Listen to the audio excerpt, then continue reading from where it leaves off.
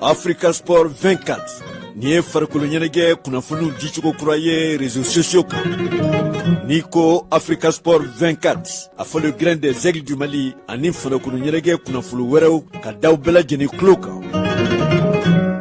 Africa Sport 24 ni jɛmukan in bɛna lase aw ma Facebook ani YouTube kan min labɛnna a balimakɛ Sule Kulubali ani Ibrahim Tunkara fɛ. Africa Sport 24 farikolo ɲɛnajɛ kunnafoniw laseko ɲuman.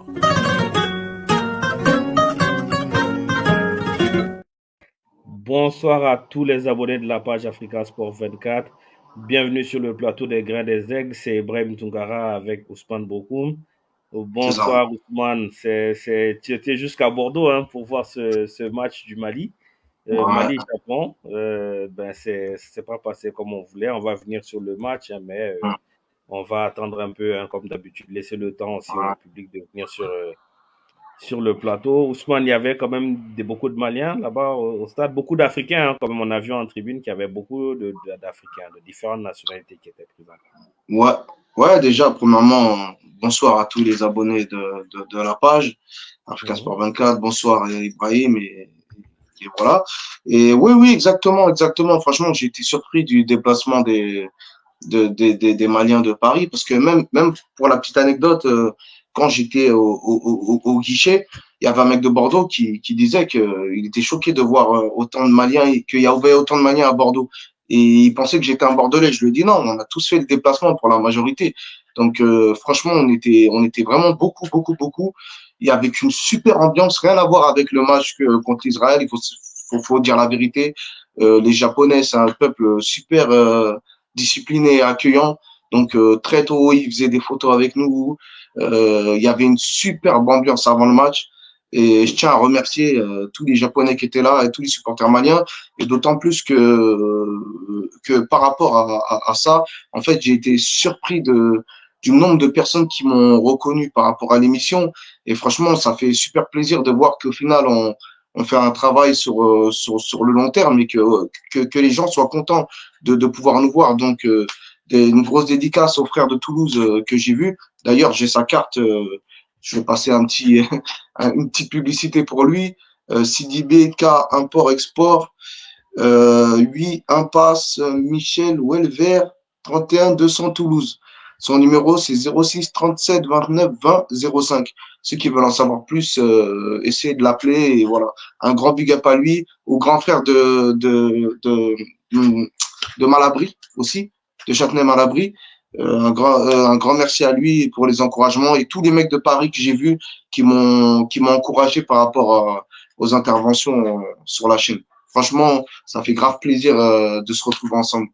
Merci Ousmane aussi à toi d'être venu sur le plateau parce que tu nous apportes ton expertise et ta passion pour la sélection et pour le football. Ousmane, il y avait aussi la maman sud-africaine. Apparemment, vous êtes réconciliés. Exactement. En fait, je l'ai croisé par hasard je l'ai croisé par hasard dans le bus et elle m'a dit qu'elle venait voir le Mali. Elle est vraiment venue voir le Mali, donc ça a fait plaisir. On a fait des photos ensemble. Elle a dansé avec les supporters maliens. Franchement, ça nous a surpris de voir Mama Joy à ce match. Mama Joy a été traumatisée à Korogo, parce que le Mali. Je te jure. Franchement, je sais pas, à cause de Korogo, maintenant, ça y est, c'est devenu une fan du football malien. Donc, franchement, elle était là. C'est bien ça de voir Moi, en fait, je suis impressionné parce qu'elle a fait le déplacement. Elle était jusqu'à Korogo, Mali. Exactement. Et là, elle est venue jusqu'à Bordeaux encore pour suivre. Exactement. Et aller voir le Mali, c'est très bien, vraiment. On vous encourage. Voilà, c'était inimaginable de l'avoir dans ce match-là. Et puis aussi, je tiens aussi à remercier la population de Bordeaux qui est sortie en masse. Ça veut dire que les Bordelais sont sortis en masse. Ceux qui n'avaient rien à voir avec le Mali et le Japon. Et ils ont eu un grand respect à chaque hymne national. Ils étaient debout. Ils étaient là en train d'encourager le Japon et le Mali. Franchement, c'est l'une des, même si on n'était pas autant rempli qu'au Parc des Princes, c'est l'une des meilleures ambiances que j'ai eu à faire dans un stade. Donc, franchement, ça a fait super plaisir. Dommage que malheureusement, on en parlera, mais sur le terrain, ça a été autre chose. On remercie Abdoul Karim. C'est ta photo. Abdoul Karim, on est ensemble. Voilà. C'est ça, et on remercie le public parce que Africa Sport 24, justement, nous, on n'est pas un plateau partisan, même si on entend des vertes et des pas mûres, qu'on est pro ceci, pro cela, nous, on est un plateau de supporters. Voilà. Et moi, j'ai commencé ce truc toute ma vie, en fait. Même avant ça, j'étais déjà fan des Aigles. Et ce plateau, il est là depuis 2018. Et ben voilà, on a progressé lentement, mais sachez que c'est dans le but du football malien. C'est la passion, on aime parler foot. On parle foot tout le temps. Donc, c'est pour ça on n'a pas toujours raison. Bonsoir, vous me recevez? Ouais. Ok. Avant de rentrer dans le match, on va parler rapidement aussi des nouvelles qu'on a au niveau du football malien. Déjà, il y a des championnats qui ont repris comme en Russie. Sékou Koïta a joué hier avec le CSK. Il était titulaire, il a joué 45 minutes. Et ils ont gagné quand même 3-0. Et il y a aussi le jeune, Mamadou Doumbia, qui est en Belgique du côté d'Antwerp. Il commence bien la saison, il était titulaire, il a fait un bon match. Il a joué 78 minutes. C'est des jeunes aussi sur qui il faudra compter. On espérait peut-être le voir dans ce groupe. Mais malheureusement, il n'a pas été dans les joueurs pris. Mais on lui souhaite quand même une belle saison du côté de Antwerp. Et la dernière nouvelle aussi à Mohamed Kamara, qui va donc probablement rejoindre le Qatar. Bon, moi, je pense que demain, il devrait aller au Qatar pour un contrat de 5 ans. Bon, je pense que c'est surtout un choix religieux, parce que c'est quelqu'un qui est très pris par la religion de l'islam. Et bon, sportivement, c'est discutable quand même. Et Ibrahim, aussi un choix financier. Quand tu passes de 1 200 000 à 7 millions d'euros, c'est... Ouais. Et puis, il n'y a pas de taxe là-bas, donc c'est cash, c'est 7 millions d'euros cash. Il gagne 35 millions sur 5 ans. Donc, je peux comprendre son départ aussi. Ouais, c'est un bon choix, décision financière, il faut se dire la vérité. Pour moi, pardon si j'ai gâté pour lui au village, mais j'ai vu ça sur Internet. Oh là là. En tout cas, c'est un choix sportif qui est un peu surprenant parce qu'il semble encore jeune, avoir une marge de progression. Mais bon, apparemment, c'est sa décision d'aller évoluer là-bas. On lui souhaite bonne chance dans ça. Lisa, quelle autre nouvelle tu as par rapport à ce départ de Mohamed Kamara? Je pense comme Ousmane, et aujourd'hui, il a la possibilité de gagner 4 milliards 500 millions de francs CFA chaque année. Je pense que même si c'est moi, tu le mets directement, je le prends. Bon. C'est sûr que... c'est ça. Tu pars faire 5 ans, après il peut revenir en Europe parce que je pense qu'il peut taper ces 5 ans-là, il gagne son argent, après il revient en Europe. Pourquoi donc, même revenir peut-être qu'il peut faire une carrière là-bas, vous savez. Chacun fait son chemin, tout le monde n'a pas besoin de venir en Europe. Là, je pense que on joue au football également pour avoir de l'argent. C'est ça, voilà. C'est un métier. Maintenant, c'est un métier entre les supporters qui parlent de toi en te disant que tu n'es pas un bon façon de Numa, si tu pars chercher de l'argent, tu peux tu fais ta vie directement. Donc je pense que c'est un cas, c'est vrai. Et sur le plan sportif quand même, on va dire que c'est pas aussi ambitieux, mais je pense que en termes de l'argent, je pense quelle que soit la personne qui va avoir cette proposition, je pense que ça allait direct. Voilà, on s'en va direct. Non, mais en plus, c'est vrai que sa situation, elle était compliquée de reprendre dans le championnat de France. Après, ce qui s'est passé à la fin de saison, ça aurait été très compliqué, surtout qu'en France, ça a vraiment en train de se durcir sur le côté de leur idéologie. On a tous vu, je pense, vous avez tous vu la cérémonie des Jeux Olympiques, comment c'est décrié avec tout ce qu'ils ont, avec tous les trucs diaboliques qu'ils nous ont sortis là. Donc, vaut mieux qu'il parte et qu'il aille dans un championnat qui sera plus en adéquation avec sa vie que de rester dans ce pays qui lui aurait fait la misère toute la saison. Donc, d'un côté, vaut mieux ça. C'est sûr, il a bien fait. Il y a Jacob qui me dit de laisser l'affaire de Faso de Djougou là, donc je vais laisser ça. Moi, je pense que c'est... Non, je laisse tomber. Non, c'était juste une petite parenthèse, quoi. Voilà, après ce qui s'est passé.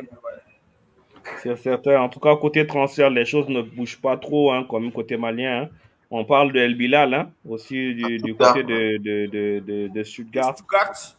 Ce serait pas un mauvais départ. Il y a Alou Dieng également, hein. Alou Dieng qui va quitter Al-Ahly. Il part au Qatar aussi. Je crois ça, en Arabie Saoudite pour aller au Qatar.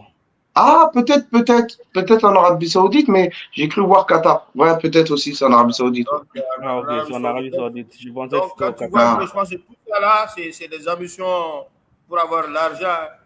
Donc, il va se remplir la poche. Voilà. Donc, non, c'est sûr. Et puis bon, à un moment donné, vous savez, c'est ça le football aussi. À un moment donné, c'est comme ça.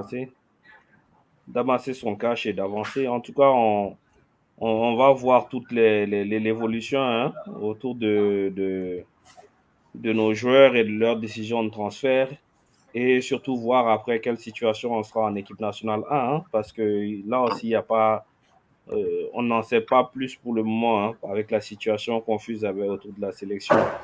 Donc, sur ce, on va donc entamer, hein, parler de l'essentiel, ce match des U23, deuxième sortie des Aigles, face à un adversaire qu'on connaissait bien, hein, qu'on a affronté il y a quelques mois, le Japon.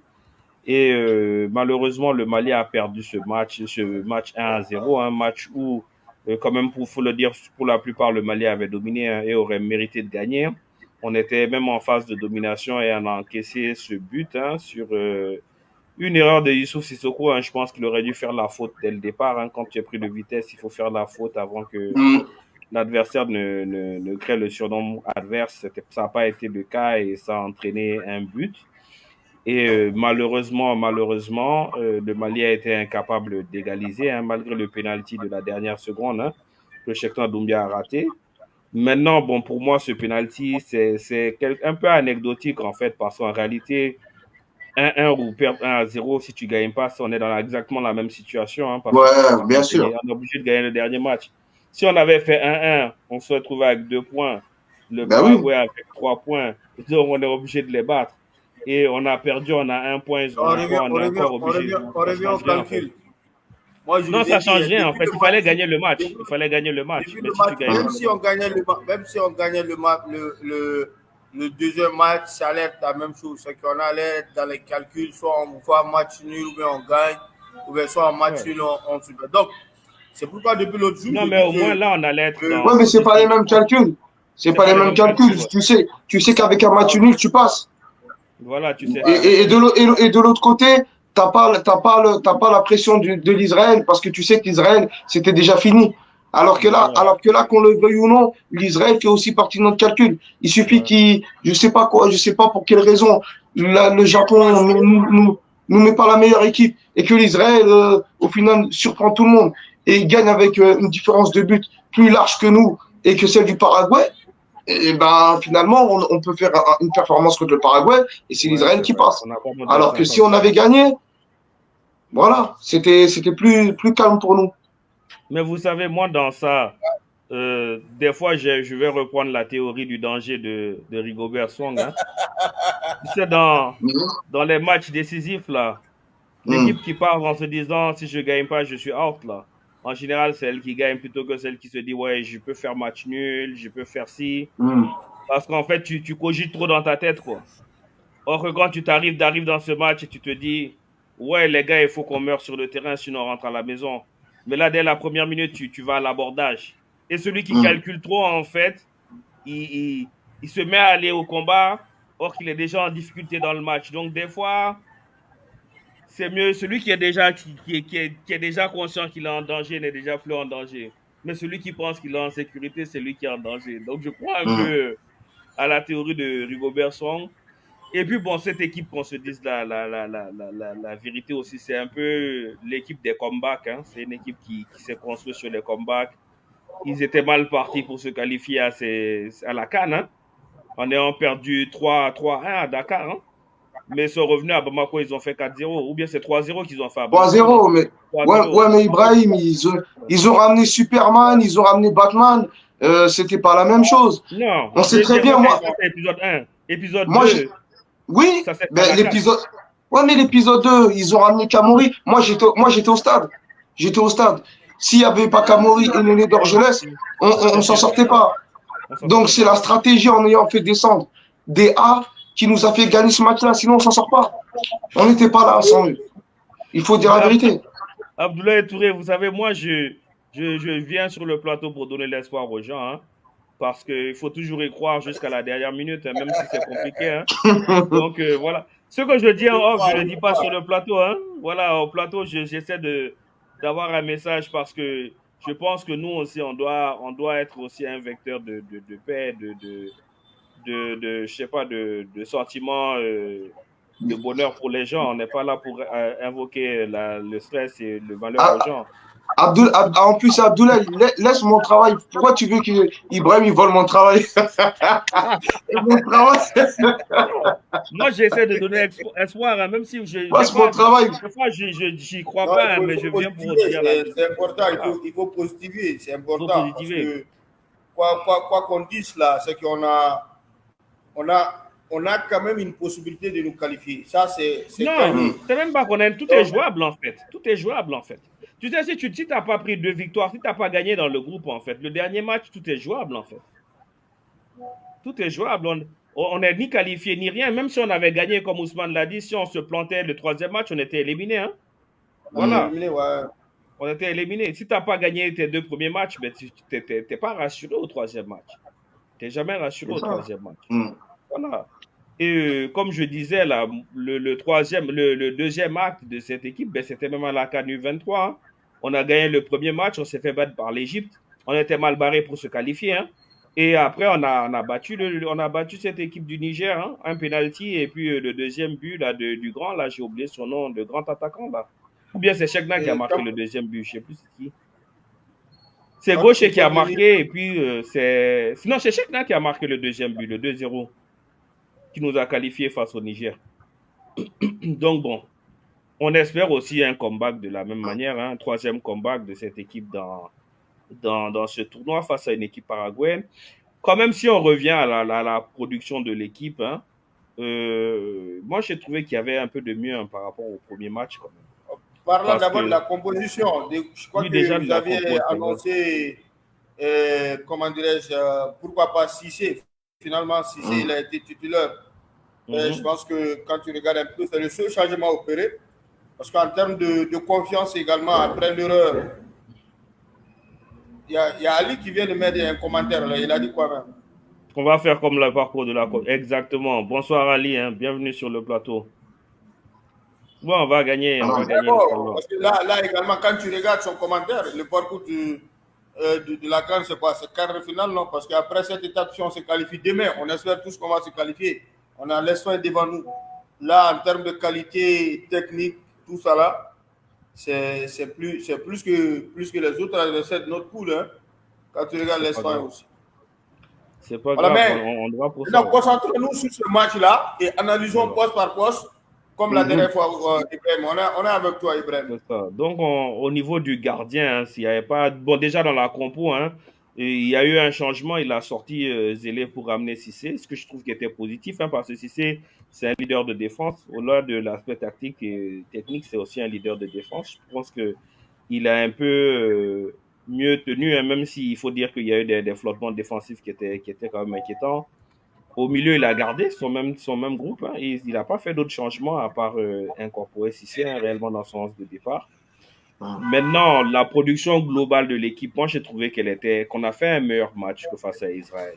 Parce que, bon, vous savez, le résultat ne limite pas un match. On a encaissé un but bête, hein, mais on méritait franchement de gagner ce match. On a eu des occasions, on a eu des photos autres. Vu les situations qu'on s'est créées, quand tu regardes, je crois, il y a l'action de Tchemogo. Après ça, il y a Chekne également qui a une grosse opportunité. On tape la barre, on ne marque pas le penalty. Donc, quand tu regardes tout ça, je pense qu'en termes d'occasion et de situations créées, quand même, on a des opportunités. Malheureusement, quand tu regardes également, je crois que. Mais le défaut de toutes nos équipes nationales, c'est quoi? C'est qu'on a des occasions, on tire, mais on ne cadre pas. Par exemple, tu regardes ce match face au Japon, on tire 16 fois, on ne cadre que 4 fois. Mais moi, je pense qu'il y a un problème aussi. Bon, on va parler un peu des performances individuelles. Voilà, parce que quand tu regardes globalement, je crois que c'est vrai. Après le but, il y a cette déception qui s'est liée sur le visage, mais ils ont eu quand même le courage d'aller chercher le résultat jusqu'à se créer ce penalty-là. Mais malheureusement, franchement, ça n'a pas marché. Ça aussi, on peut dire, il y a ce manque d'efficacité qui continue à nous suivre partout au niveau de chaque compétition. Après, je trouve qu'il y a un gros problème au niveau du repli défensif. Je pense que vous avez vu le même match que nous. Et à chaque attaque du Japon, c'était dangereux. Il passait comme du beurre et c'était très dangereux. Honnêtement, on essaie de se projeter, mais on n'arrive pas à faire les efforts défensifs. Ils étaient tout le temps dangereux. Jamais la bataille du milieu, on l'a perdue. C'est très rare que le Mali, on les voit au milieu de terrain ne pas récupérer des ballons, gratter des ballons, jouer haut. À chaque fois qu'on faisait des attaques, ils reprenaient, ils nous galéraient sur les côtés. C'était la misère. Ils nous ont mis la misère sur les côtés. Moi, quand même, venons sur les performances individuelles.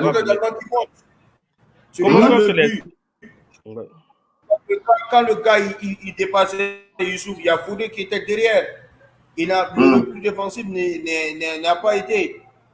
Voilà, je pense que là, est-ce que ça aussi, c'est pas le fait que en plus des ailiers, on fait également en plus des ailiers, les latéraux également jouent le jeu offensif et ça laisse un boulevard derrière. Ça c'est sûr. Exactement. En tout cas, on va parler des performances individuelles. Déjà au goal, moi j'ai trouvé Diarra pas très serein. Il y a beaucoup de problèmes de prise de balle. C'est un peu la faiblesse c'est pas un point fort pour l'équipe. Il faut se dire, on n'a pas un gardien qui est de grande classe. Et bon, le but, on ne peut pas lui attribuer la faute. C'est vrai qu'il repousse le ballon, mais les défenseurs ne doivent pas laisser un attaquant venir couper devant eux, quoi. Donc ça peut pas être l'erreur du gardien, parce qu'il y a eu le même cas, la frappe de Tchemoro Diarra, là. Mais voilà, c'est aux défenseurs d'être vifs quand ton gardien fait une parade. Donc voilà, ensuite l'axe. L'axe, pour moi, il y avait du mieux, mais il y a encore... voilà, c'est pas au top, Tunkara et puis Cissé. Malgré tout, on a laissé des espaces aux Japonais. Les latéraux, j'ai aimé encore offensivement. Franchement, Diomandé, c'est un très bon joueur. Ahmed Diomandé. C'est vraiment dommage qu'il n'ait pas réussi à avoir la carrière qu'il aurait pu avoir, de se trouver une porte de sortie. Parmi les occasions, il en a créé une en première mi-temps. Oui, quelle frappe, ça partait sous la barre, c'était vraiment un but magnifique. Il faut le reconnaître. C'est vraiment un bon joueur. Maintenant, Fodé Doucouré, je pense qu'il fait un bon tournoi, mais une nouvelle fois, c'est pas un latéral gauche quand même. Je pense qu'on aurait gagné à avoir un latéral gauche dans cette équipe de métier. Et je suis surpris qu'on n'ait pas trouvé un latéral gauche en presque une année. Il n'y a pas de latéral gauche au Mali, Idrissa? L'espoir est beaucoup plus basé sur le Guino. Sinon, bon, je pense que mais Guido n'a jamais été disponible pour cette équipe, là. Il n'a jamais été disponible. Mais non, il faut tenir compte également de la liste et le moment des inscriptions. C'est que je pense que c'est une supputation que je fais également parce que je n'ai pas la liste des 80 joueurs qui ont été inscrits et les 35 sur lesquels on a puisé ces 22 là. Maintenant, lors du rassemblement, il y avait quand même un latéral gauche de métier. C'était Daouda Diakité. Qui évoluait du côté du Qatar, formé, je crois, au derby. Maintenant, j'ai comme l'impression, lui aussi, il n'a pas impressionné lors du rassemblement. C'est pourquoi je pense que le coach, il est parti sur la base de la certitude. La certitude, c'est quoi? Ce sont les deux qui alternent entre le droit et le gaucher. Il s'agit de Fodé ainsi que Ahmed Diomandé. Sinon, au Mali, je crois qu'il y a des latérales gauche. Il y a Ousmane Diallo du Djoliba, même s'il dépasse les 23 ans. Vous avez Bolimakan Tunkara du COB. Et il y a aussi des jeunes latérales gauche. Je crois il y a qui, mais bon, les latérales gauche qui ont une certaine qualité technique qui peuvent également jouer au haut niveau. Ça, il n'y a pas beaucoup. Donc, cette suggestion de Daniel n'est pas mauvaise, franchement. Ceux qui ont quand même un peu performé en championnat, ce sont ces deux-là qui ont, à mon avis, ont été maintenant, même s'il y a, je crois, Foussé Nicolé du côté de la SRL qui a eu beaucoup de minutes également à jouer. je me concentre beaucoup plus sur le championnat local et des équipes qui sont allées un peu plus loin. Sinon, en termes de qualité technique, c'est pas beaucoup, mais en tout cas, ces trois quand même m'ont un peu impressionné lors de la saison qui vient de terminer. Maintenant, est-ce que lors des 80, les 35, ils étaient parmi ces joueurs-là? Ça, je n'en sais pas. Cette suggestion de Daniel n'est pas mal. En réalité, si on avait un bon latéral gauche, on peut mettre Fodé à droite et les faire monter à mettre Diomandé un peu plus haut sur le terrain. Voilà.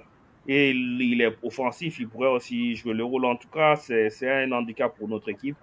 Ensuite, maintenant, au milieu de terrain, que les trois joueurs ont été maintenus. Moi, je trouve que peut-être que c'est moi qui ai une mauvaise lecture des choses, mais moi, je trouve que Salam a beaucoup de difficultés sur le terrain. C'est vrai qu'il a perdu des ballons. Voilà, il a fait beaucoup de mauvaises passes. Et ensuite, il manque de rythme. C'est pas un garçon qui arrive à prendre le jus à son compte, comme il le faisait avant. Non, c'est Draman Traoré du stade. Il parle de Draman Traoré du stade. C'est vrai, il a joué en compétition avec. Ouais. Ça, c'est vrai, ça, il avait oublié. Avant même de revenir sur les milieux de terrain, au niveau des latéraux, moi, j'ai un seul problème. Moi, mon problème, c'est au niveau de la composition de la liste. Les coachs peuvent avoir une idée de leur équipe. Ça, personne ne peut leur enlever. Tu peux avoir une idée de composition et de joueurs, il n'y a pas de problème. Le seul problème que j'ai, c'est que j'ai l'impression que peu importe le joueur qui se serait révélé avant la compétition, il n'aurait pas intégré l'équipe. Et c'est ça qui me cause un problème sur les personnes qui ont été prises. Parce qu'aujourd'hui, on pourra leur dire, mais il y avait un tel. Mais est-ce que quelqu'un qui a performé pendant toute une saison, mais qui n'a pas joué avec ces joueurs-là, aurait été dans l'équipe? Est-ce que quelqu'un qui était un binational, qui n'était pas rentré très tôt en contact avec le staff, serait rentré dans l'équipe? Est-ce qu'il n'y a pas de l'ego qui est rentré en ligne de compte pour créer ce groupe? Et c'est ça qui me gêne. Ousmane, moi, je comprends le point, mais moi, je veux qu'on reste un peu optimiste avant le match, quoi. Parce qu'il y a à redire sur cette liste, mais comme on dit, tant qu'il y a l'espoir, là, il faut qu'on se batte et bien sûr, en vrai, on en reparlera de ce point-là peut-être à la fin de la compétition. Maintenant, pour revenir au milieu de terrain, moi, faut qu'on me donne les explications de, encore une fois, cette titularisation de Salam. Moi, j'ai vraiment beaucoup de questions à me poser sur le traitement de Salam en équipe nationale. Le traitement de Salam par la presse. Le traitement de Salam. Je ne comprends pas pourquoi il a encore été titulaire.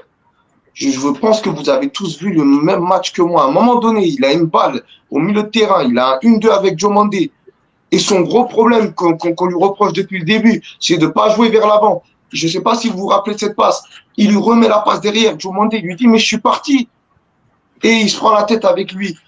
Le problème de Salam, c'est qu'il ne joue pas vers l'avant. Moi, je ne sais, jusqu'à aujourd'hui, je ne sais pas si c'est un 8, un numéro 10. Comment vous voulez que Chekna, ça veut dire c'est quoi? Chekna, c'est qu'un joueur qui peut mettre une tête. Je pense qu'il peut jouer aussi en profondeur. Il a montré qu'il sait courir, qu'il a les qualités pour. Mais si ton numéro 10 qui est derrière, il joue aussi bas et qui sait faire que des transversales sur les côtés et qui sait pas jouer de l'avant, comment vous voulez qu'on marque des buts? Comment vous voulez reprocher quelque chose à Chekna Doumbia malgré qu'il a raté le penalty? Mais attendez, vous croyez qu'un joueur qui court tout le match sans recevoir de ballon, en espérant que les ailiers lui donnent le ballon, mais on a des ailiers qui sont pas les plus grands passeurs, c'est des ailiers qui rentrent comme des attaquants. Ils prennent la balle, ils rentrent à l'intérieur, ils essayent de frapper. Donc Chekna, il est esselé tout le match. Il joue 90 minutes. Vous croyez que 90 minutes, 2 fois, tu as la lucidité au dernier ballon? À un moment donné, on ne l'est pas dans le dispositif qui a été mis par le coach, il n'est pas dans les bonnes dispositions. Moi, je ne comprends pas. Même Boubacar Traoré, qui est un joueur qu'on connaît, qui a l'habitude de frapper, et ben là, les joueurs, quand ils ont la balle au milieu de terrain, ils font que de se tourner le ballon. Ils se tournent le ballon, et au final, on n'a pas d'action. Le milieu de terrain, c'est la base du Mali. Mais vous savez, si ce milieu de terrain... Moi, je pense que les deux, en fait, du milieu, ils sont pas bons. Diakité et Salam. Diakité, c'est vrai qu'il est imposant physiquement, hein, Mais Diakité, ce n'est pas un joueur de ballon. Et c'est ça même qui fait que Feno est handicapé, en fait. Parce que d'habitude, quand tu as Mamadi Djambou qui joue propre, en fait, qui régule le ballon, qui arrive à sortir des ballons propres. Voilà. Gaucher aussi est propre techniquement. Gaucher est propre techniquement. Donc, quelque part, El Feno, il arrive à se projeter un peu plus parce qu'il sait que derrière, il y a quelqu'un qui est une vraie sentinelle. D'ailleurs, dans ce match-là, à un moment donné, Feno était plus reculé que Diakité. Diakité jouait plus, même comme numéro 8 que Feno. Parce qu'en fait, Diakité, je trouve que c'est un joueur qui est très costaud physiquement et autres, mais il a beaucoup de lacunes techniques et n'est pas précis dans les transmissions. Et Salam joue trop bas aussi. Salam ne provoque pas balle au pied. Gaucher joue comme un soutien de l'attaque. C'est quand tu es un deuxième attaquant. Et quand tu joues dans ce système, il faut avoir un faux neuf, en fait. Oui. Voilà, donc je crois que depuis le départ, on a dit que le meneur de jeu va poser problème. Je pense que ça, au niveau des seniors, tout, je crois que ce poste de meneur de jeu, on a dit on a des limites à ce niveau. On n'a pas un joueur sur lequel on peut se baser pour animer pour animer notre attaque. Il faut toujours partir chercher des alternatives quelque part. Depuis que Gaucher est parti, le coach il a dit dans ses interviews passées, et nous-mêmes on était unanimes que ça va être un handicap pour nous, parce qu'on se posait des questions sur le niveau réel de Salam. Ouais, moi je pense que Salam c'est un handicap. Si tu n'as pas Salam, tu es obligé aujourd'hui, si tu enlèves Salam, tu es obligé de partir avec des milieux de terrain qui n'ont pas un style. Bon, c'est vrai, Ibrahima Diarra, vu ce qu'il a montré comme ailier, on peut le dire. Mais Mamadou Doumbia, pourquoi Mamadou Doumbia d'Antwerp, il n'a pas été pris? Bon, ça c'est la composition du groupe à revoir, hein, très franchement. Non, en fait, c'est que quand tu regardes la composition même du groupe, c'est vrai, mais quand tu regardes, c'est que comparativement à l'équipe qui a fait le parcours, maintenant tu enlèves 3-4 joueurs qui étaient là et qui ont été vraiment déterminants dans la qualification. Là déjà, tu perds à peu près 50% du niveau technique de ton effectif. Hein. Tu n'as pas Néné, tu n'as pas Gaucher, tu n'as pas Djambou. Ensuite, qui? Je crois qu'il y a Djambou, on a oublié qui encore. Donc, tu n'as pas Kamori. Donc là, déjà, tu as à peu près, ces 4-là, c'est à peu près 50% de niveau technique. Hein. Non, mais Drissa, moi, je pense que rajouter Kamori, c'est pas vrai, parce que Kamori a joué un seul match avec eux. Hein. Donc, Kamori et Néné, on ne peut pas vraiment les compter. Je prends l'exemple d'abord sur ceux qui ont fait qualifier l'équipe. Maintenant, tu pars à la CAN. La CAN, on a seulement la moitié de l'effectif de la CAN qui est constitué, qui est au niveau de l'effectif officiel.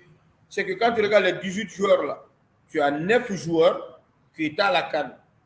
Et sur les 9, l'exception, quand tu regardes les titulaires, l'exception, c'est Moussa Diakité, Salam, si je ne me trompe pas. Et puis qui? Chekna, il n'était pas là, non? Si, il était là. Chekna, il était là. Chekna était à la CAN. Maintenant, quand tu regardes les joueurs de la CAN, en fonction des 11 titulaires, je pense que tu regardes à la défense, il y a Mamadou Samaki également. Tu as Samaki, Diakité, et ensuite tu as Salam. C'est entre guillemets, c'est comme la colonne vertébrale de l'équipe qui est cassée. Et là, forcément, ça va amener un dysfonctionnement à un moment donné, en fonction de ce que tu veux mettre sur le terrain.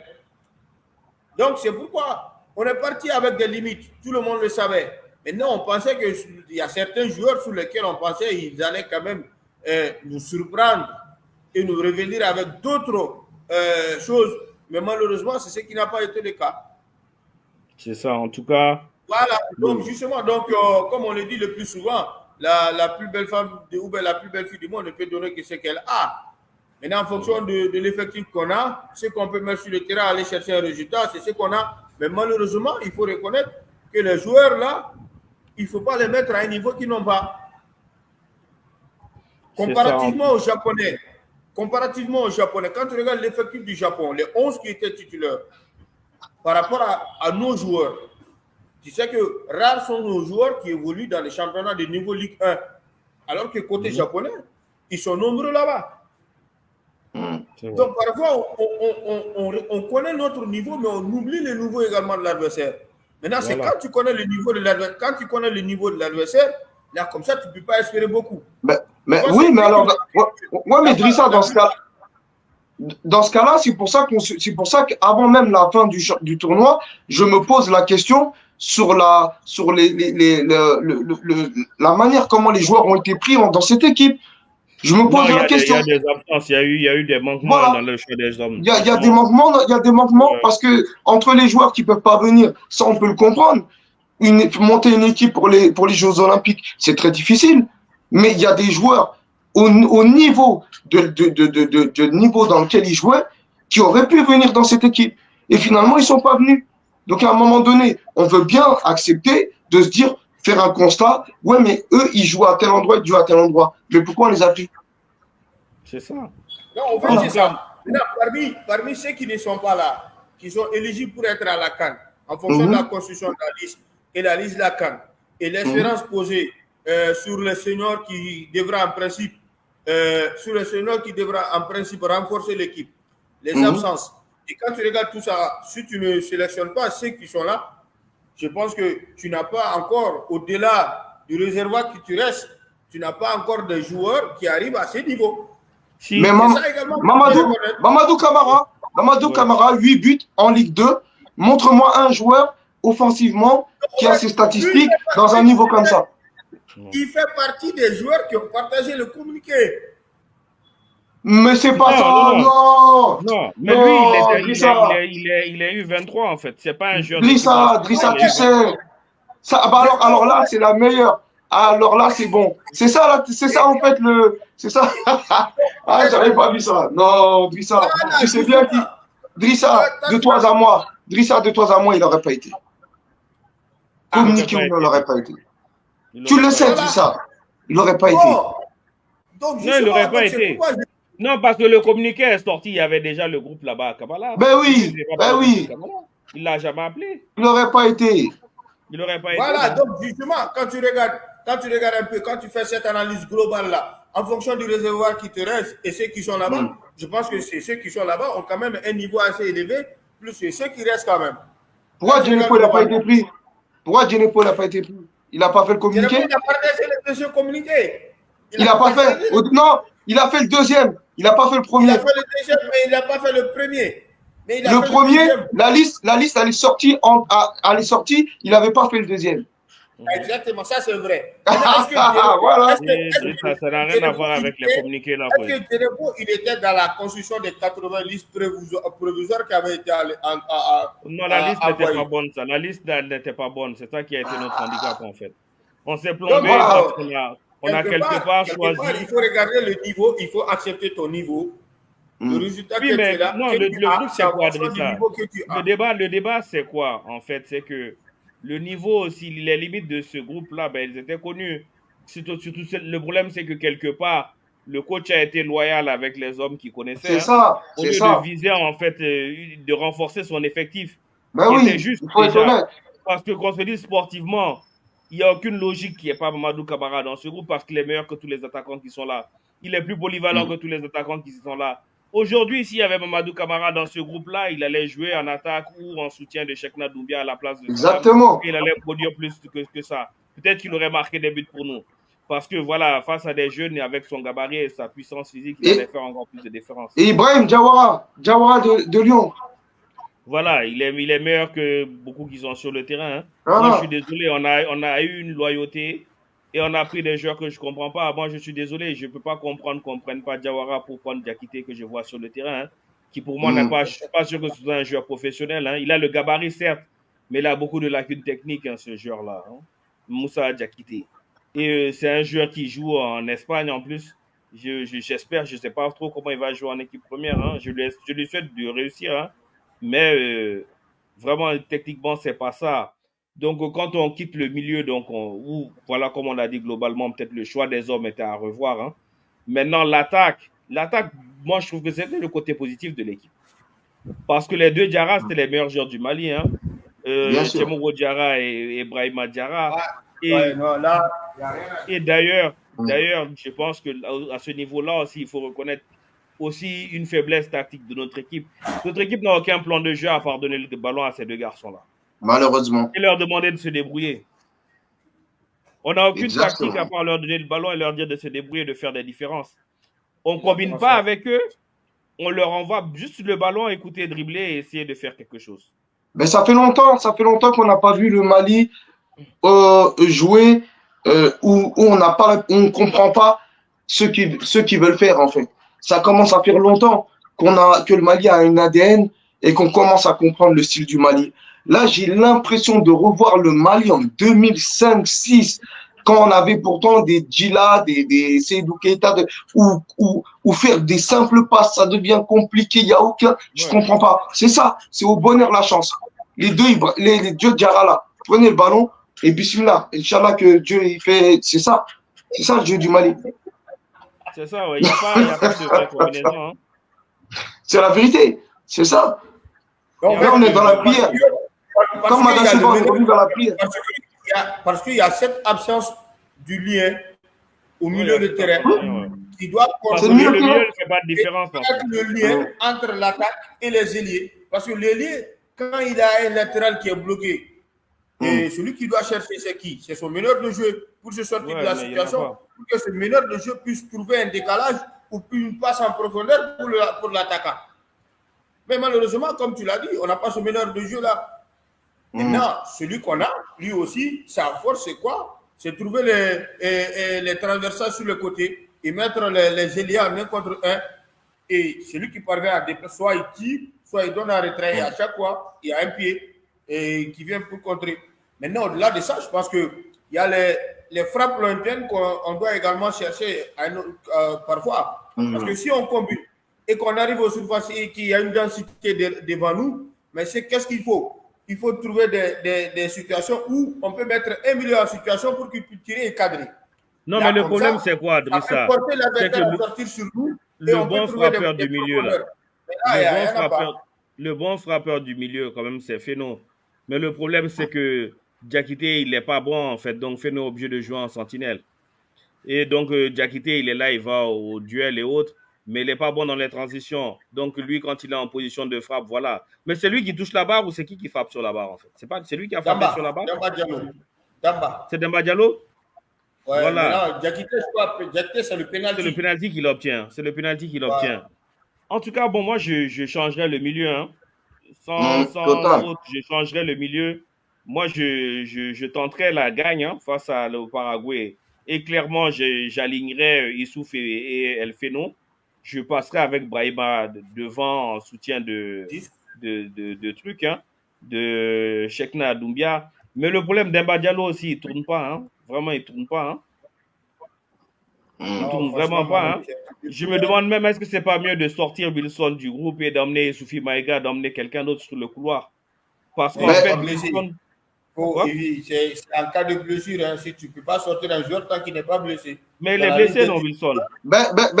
Selon mes informations, Wilson est parce que il faut que les gens puissent quand même avoir des infos, parce que pour pas que on finisse par leur reprocher. Wilson est en train de revenir de sa blessure. Il y a des possibilités qu'il va jouer le match contre le Paraguay, c'est pas sûr. Mais au final, on avait Wilson qui n'était pas forcément à revenir à temps. Donc avant qu'il soit là, vu qu'un joueur peut revenir, mais pourquoi je sais pas, je comprends pas. Ben Wilson, on espère qu'il sera revenu, mais en tout cas l'explication c'est qu'il n'était pas à 100%. Et c'était ça finalement. Mais à la CAN, on joue avec 2 attaquants à un moment donné, non, quand ça chauffait. Et quand on est terminé. Oui. Maintenant, je pense que c'est une possibilité. S'il est de retour, on peut changer de système et aller avec 2 attaquants.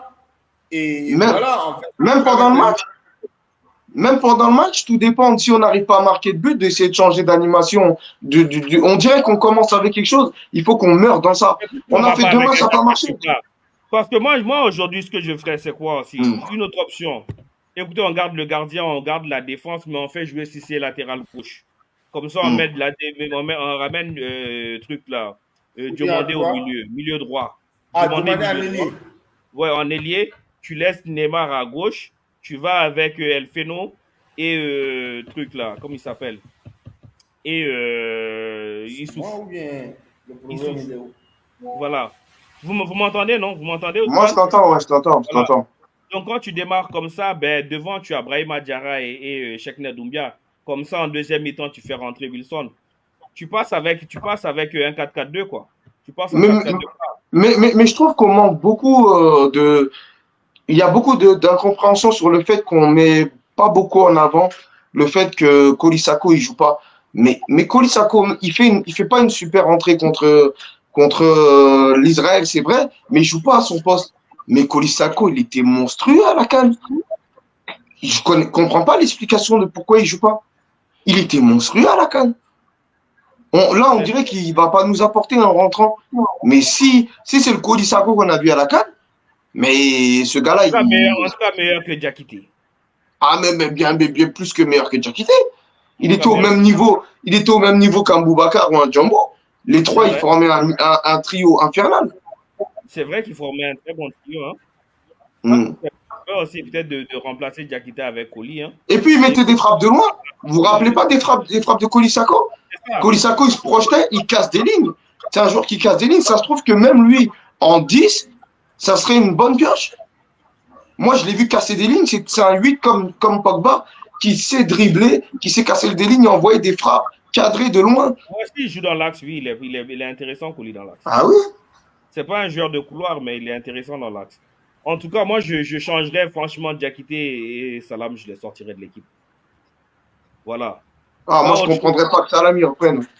Voilà, Salam n'a pas le rythme. Hein. Je n'ai rien contre lui, hein.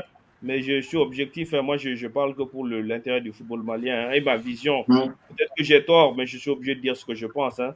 Et je trouve que Salam, c'est un des points faibles de l'équipe en ce moment. Il n'a pas d'impact physique. Il ne fait pas de passes qui sont spéciales. Donc, voilà. Non, pas traumatisé, non. Déçu parce que j'attendais plus de lui.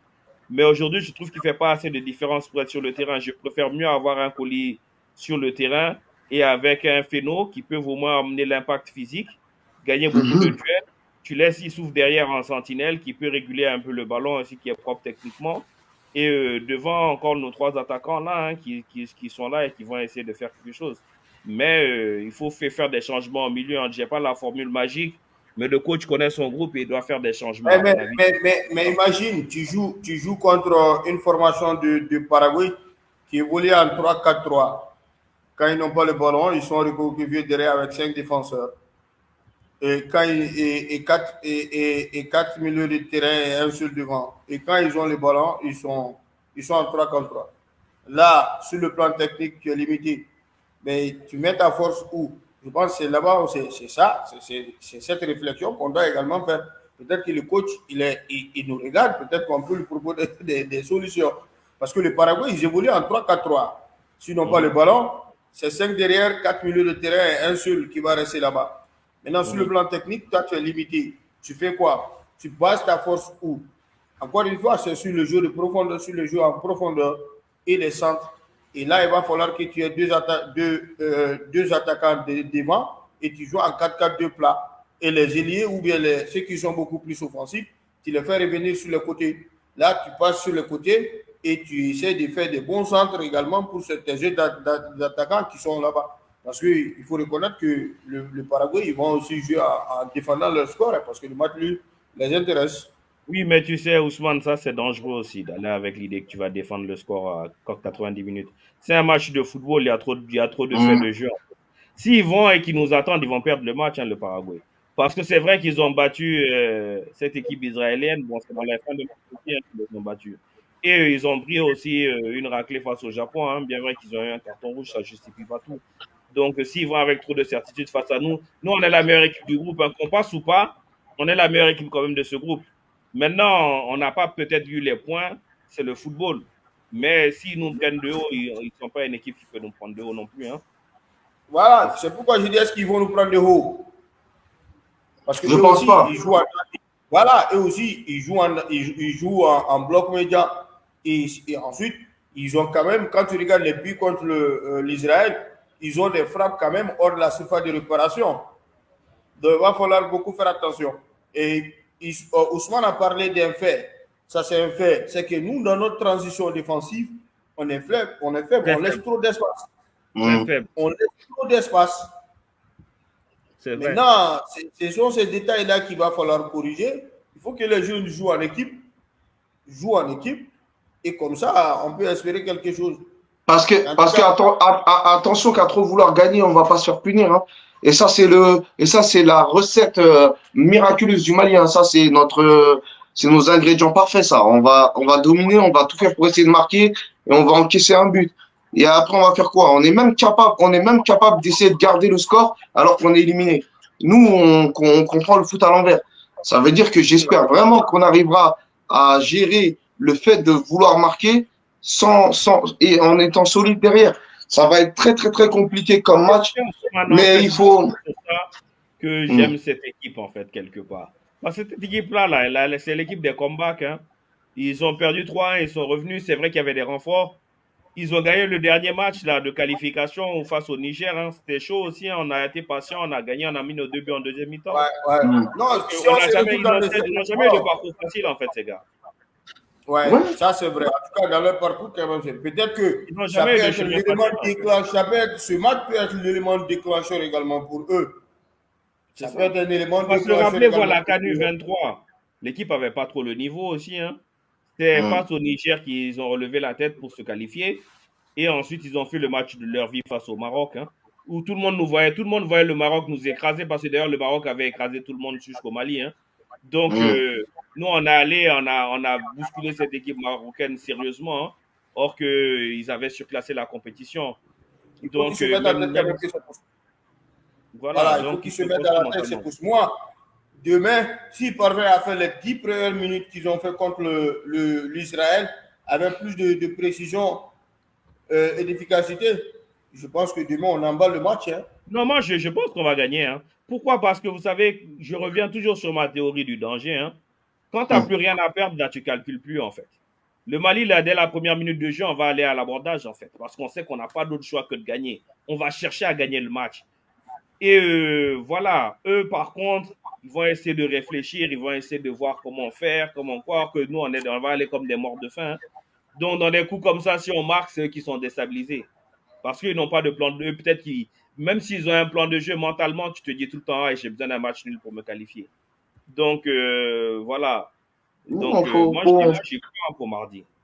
Il faut espérer. Maintenant, c'est qu'on a également des insuffisances. Quelqu'un a mis les coups de pied arrêtés, puis c'est vrai. Contre l'Israël, on a à peu près 19 corners. On ne se crée aucun danger. C'est peut-être, je pense, hier, sur les 6-7 qu'on a eu, on a eu quand même la tête de Chekna qui est passée à côté. Sinon, même sur le coup de pied arrêté, ça peut être une situation pour C'est trop peu. C'est trop peu quand tu vois physiquement. Vous imaginez physiquement un Ibrahima Cissé ou un Chekna Doumbia ou d'autres joueurs dans notre équipe qu'on n'arrive même pas à être dangereux contre des Japonais qui sont génétiquement déjà très petits et qu'ils arrivent à récupérer des ballons, même dans les jeux aériens. Moi, je ne nous voyais pas gagner beaucoup de ballons. On a un vrai problème au niveau des coups de pied arrêtés. Le Mali, en fait, c'est étonnant à quel point l'ADN de l'équipe se transmet sur plusieurs équipes, en fait. Que ce soit les U23, que ce soit les A, que ce soit les U17, on reconnaît beaucoup trop de similitudes dans nos qualités, mais surtout dans nos défauts. Et c'est ça que j'ai du mal à comprendre. Comment on fait toujours les mêmes matchs et on les perd toujours pareil? Comment, depuis autant de matchs, on a le même scénario et on n'arrive pas à travailler de façon à changer ça? C'est ça que j'ai du mal à comprendre. C'est ça. En tout cas, on va voir ce que ça va donner. Mais maintenant, on se projette aussi, on va se projeter un peu sur l'avenir. Beaucoup parlaient de cette équipe U23 pour succéder à l'équipe nationale A. Est-ce que c'est pas aussi précipité? Quand on voit, c'est sans leur manquer de respect ou autre, mais comme cette équipe, elle est limitée quand même pour la mettre au niveau de l'équipe nationale A. Non, les gens étaient fâchés. Voilà. Les gens étaient fâchés. Ils étaient dessus.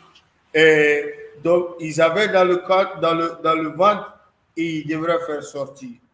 Et ça a coïncidé Bon, avec d'autres ça. même disent de prendre les cadets. Il y a certains qui Voilà, disent que les de gens prendre ont les commencé cadets, à- quoi. Ah, maintenant, c'est ça. Bientôt, on va aller chercher les enfants. 5-6 ans, allez là-bas. Non, Anthony, faut pas faut déconner. laisser les cadets jouer. Quand on va gagner avec les cadets. Non, tu sais, c'est vrai.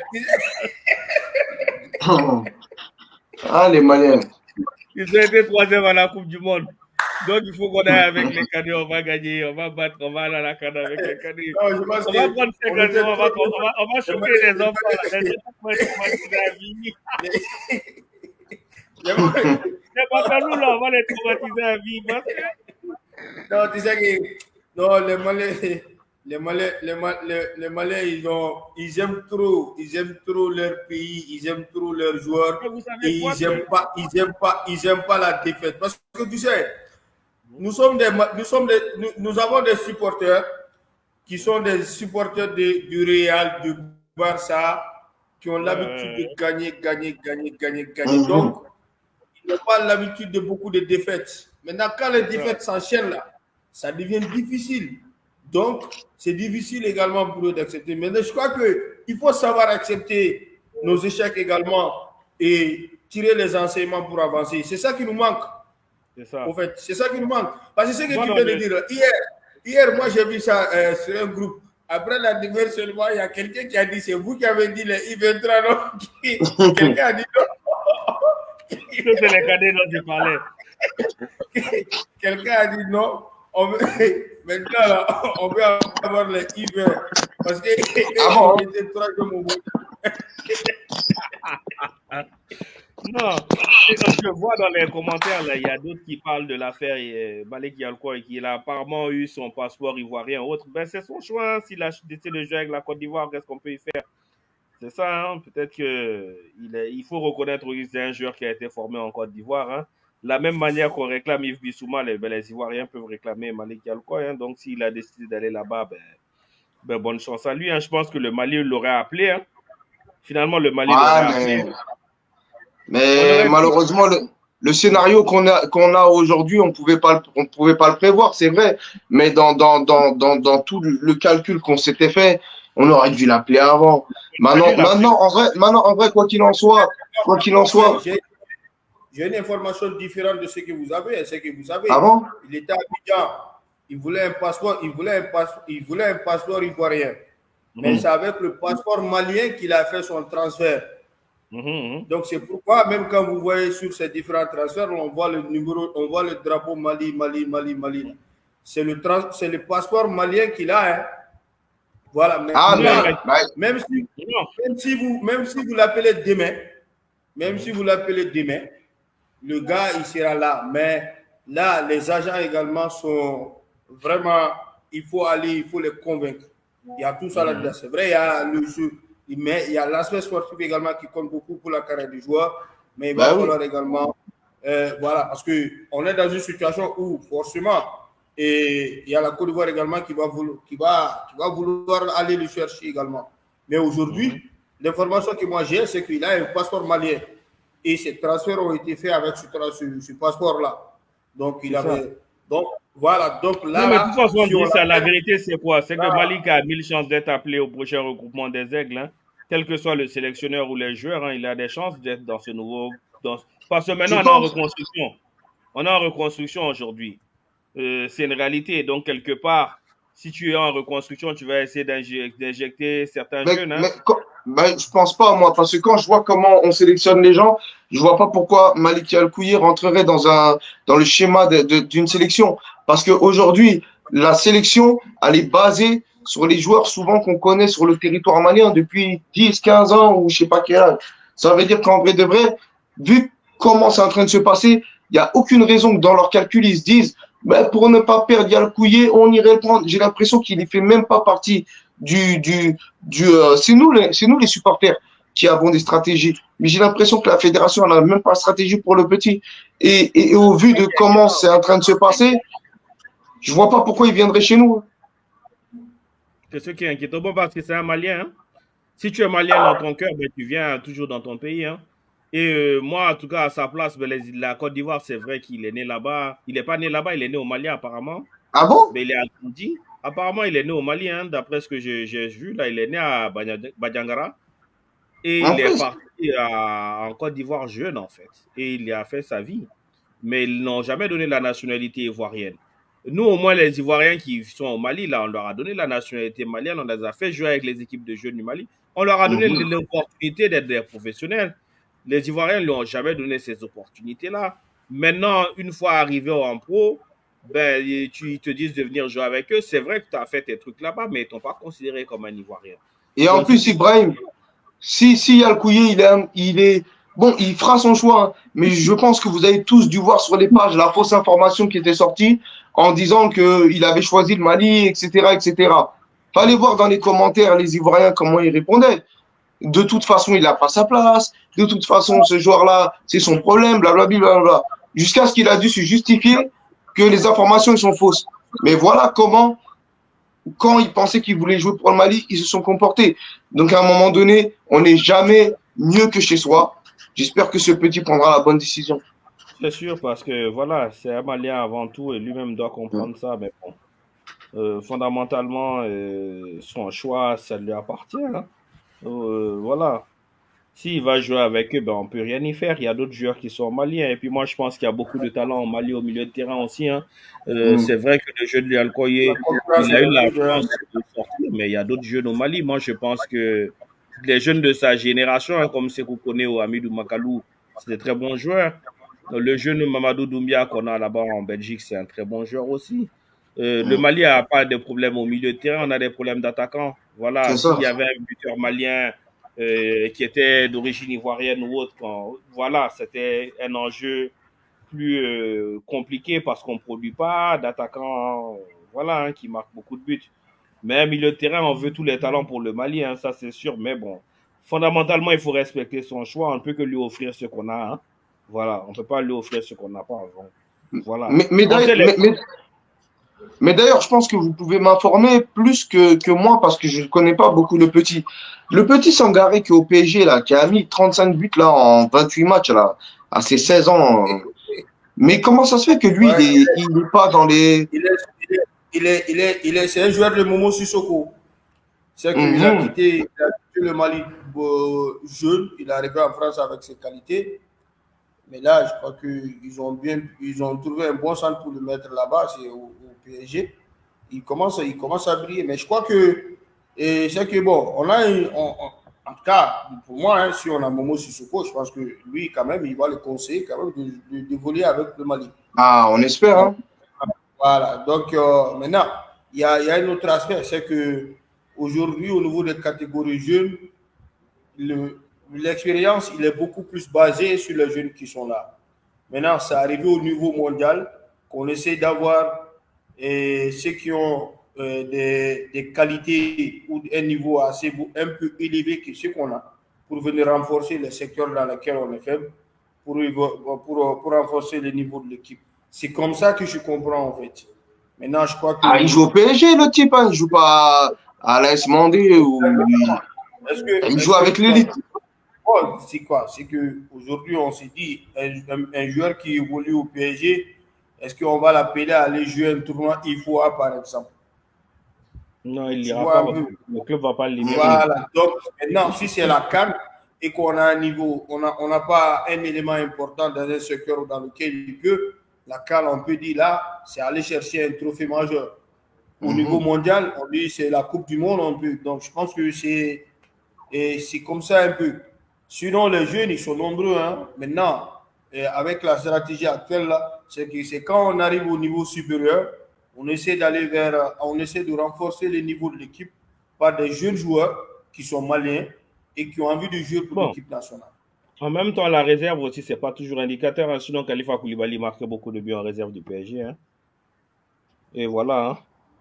Ah, mais quand même, le PSG en France, ça reste quand même. Bah, si on prend ce point-là, on a Wilson qui est à Rennes, hein, et il est avec la réserve. Donc, si c'est pas forcément. Il n'y a aucune garantie, même Wilson, il n'y a aucune garantie. C'est clair qu'il n'y a pas de garantie, mais il faut bien se baser sur quelque chose. Il faut bien se baser sur quelque chose pour prendre les joueurs. on a des garanties de rien. Même aujourd'hui, à Mahmoud Bari, on n'a aucune garantie. On n'a pas de garantie sur ces joueurs-là. Mais il faut bien se baser sur quelque chose pour. Non, ce que je veux dire, c'est que les jeunes joueurs, là, tu sais jamais quand tu vas taper une pépite ou pas, en fait, parce qu'il y a trop d'imprévus. Comme je te disais hier quand on causait, le Talek et Sinama Pongol devaient être les grands joueurs de l'équipe de France, mais voilà, ils ont fait une carrière honnête. Hein. Ils ont été professionnels, mais voilà. Donc, en réalité, c'est juste difficile de... On veut tous les jeunes talents, hein. On veut tous les jeunes talents, hein. Mais on va en louper certains, on va en avoir d'autres, hein. C'est juste déjà, il faut essayer d'en avoir. Le problème, il est là. Ça, c'est un problème que toi et moi, on sait déjà. Hein. Si ça détenait qu'à nous, on aurait déjà approché Malik Yaloué, on allait approcher le petit du PSG, on aurait déjà intégré tout ce beau monde-là. Mais voilà, quoi, la situation est ce qu'elle est, on n'y peut rien. Dans tous les cas, bon, on va rendre l'antenne hein, et puis attendre le match de mardi où on l'espère vraiment les Aigles vont nous surprendre et vraiment qualifier pour un autre quart de finale. Et donc, on fera le débrief après. Donc, sur ce, on remercie tout le monde. On souhaite un bon début de semaine aux gens. Et encore une fois, pour tous les habitants, tous les franco-maliens qui sont en France, encore une fois, je sais que c'est compliqué. On a vécu ensemble toute cette campagne-là qui est compliquée. Mais s'il vous plaît, encore une fois, sortons massivement. C'est un match qui est décisif pour cette équipe nationale. Donnons-leur cette dernière chance et allons les soutenir au maximum mardi au Parc des Princes. Voilà, Inch'Allah. Voilà, soyez nombreux, hein, les Parisiens surtout, parce qu'on vous a vu nombreux, on vous a senti nombreux contre l'Israël. Vous avez été nombreux, vous avez soutenu l'équipe et on espère que ça va être le cas. Rendre le Parc des Princes chaud bouillant pour pousser les gens dans les services. Voilà. T'inquiète pas. Voilà, bonne soirée à tous. Ouais.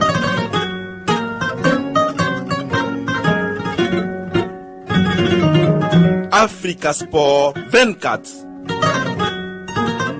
Africa Sport 24, une nouvelle version de vous informer sur les réseaux sociaux.